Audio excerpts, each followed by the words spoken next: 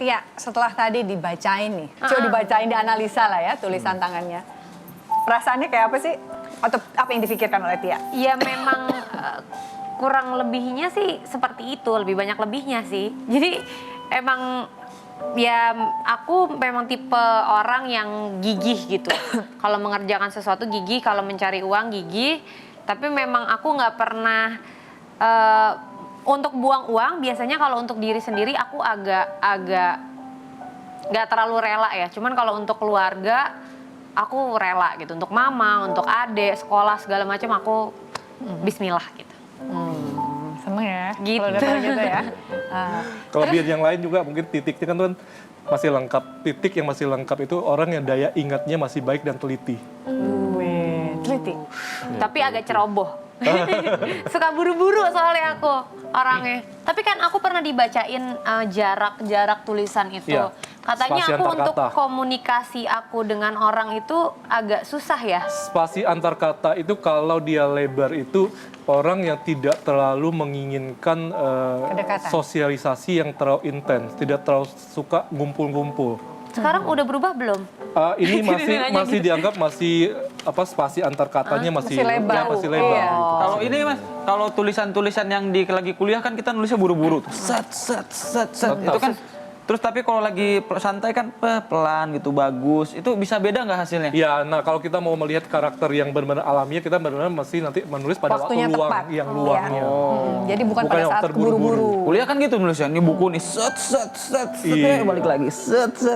Iya, sama tanda tangan juga gitu. Kalau besar ya agak teliti, tapi kalau yang kecil-kecil juga parah. Apalagi ini ya ada yang minta bantuan gitu ya. Tapi jauh lebih penting dari itu adalah bagaimana memanfaatkan itu wakfi kuli khairin akhris mayan fauka.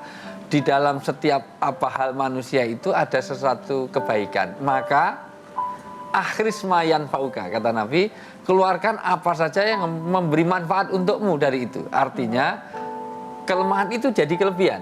Jadi bagaimana membuat kelemahan itu jadi kelebihan dan semuanya itu ada potensinya. Jadi persoalan kita adalah mengeluarkan kemanfaatan yang semaksimalnya dari potensi yang ada. Karena sering orang, karena ini bukan satu-satunya, tidak ada artinya sukses kalau kita tahu potensi kita, tapi potensi itu tidak dimanfaatkan. Nah, itu. Jadi itu misalnya orang ini punya potensi apa, tapi dia tidak mengerjakan sesuatu dari potensinya. Sama itu kan aja, juga sama bohong. aja.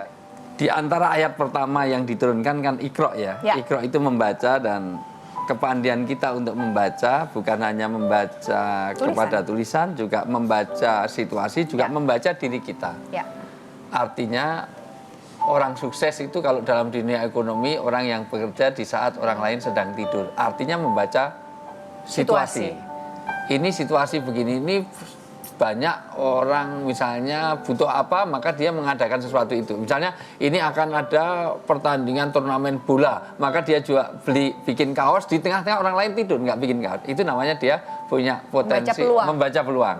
Lah sesungguhnya kelemahan orang Islam ini tidak tahu bagaimana membaca peluang dan latah. Latah itu musim semuanya wartel, semuanya bikin wartel, musim laundry, semuanya laundry, cireng semuanya. Laundry kiloan, barbershop. Inilah yang saya sampaikan bahwa Rasulullah itu berpesan sederhana. Kesuksesan orang itu kalau bisa mengeluarkan kemanfaatan dan setiap orang punya potensi. Dan diingatkan kemudian yang kedua jangan mengandai-andai. Mengandai-andai itu berpikir kepada orang lain untuk kita jadikan kepada diri kita.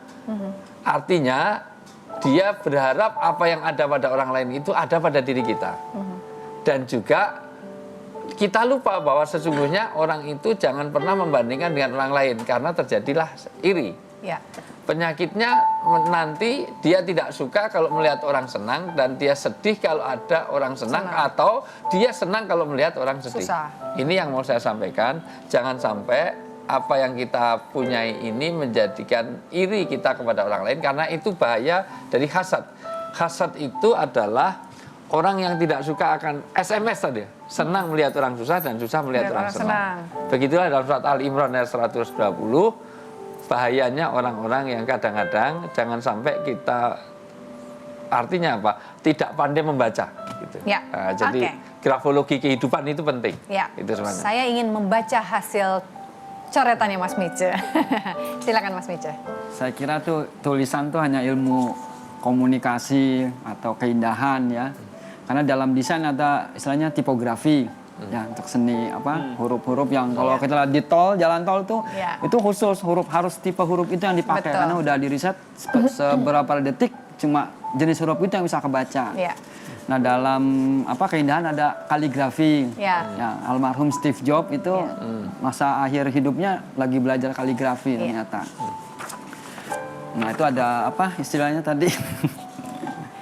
Nah untungnya nggak ada ilmu bisa baca isi hati orang. Ya, hati si kepala orang. Si kepala orang Isi ya. kepala orang bahaya kalau orang udah sampai taraf bisa baca isi hati ya.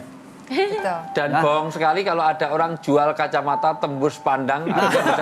Itu Pak, sebetulnya benar karena semua kacamata pasti tembus pandang. Nggak mungkin kalau kacamata Nggak bisa lihat nggak dong. bisa lihat tuh sebenarnya. Kan Tetapi kita nggak bisa sering. baca pikiran Oke. supir bajai atau ibu-ibu Betul. yang naik motor mau belok kemana kan.